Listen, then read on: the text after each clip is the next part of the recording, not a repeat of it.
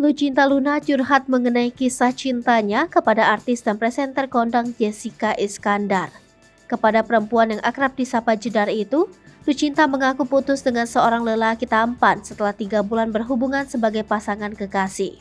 Ia pun menceritakan detail mengapa memutus hubungan dengan sosok cowok Italia yang sempat mencuri hatinya itu. Jessica lalu mengatakan bahwa pria Italia itu ternyata merupakan temannya sendiri, namun ia baru tahu bahwa lelaki bule itu pernah menjalin asmara dengan Lucinta Luna.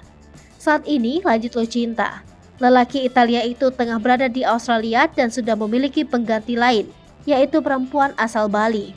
Ini bukan pertama kalinya Lucinta Luna menjalin asmara dengan lelaki mancanegara. Tercatat ia pernah mengencani lelaki Amerika Serikat, Australia, Thailand, dan kini tengah menjalin asmara dengan opa-opa Korea Selatan.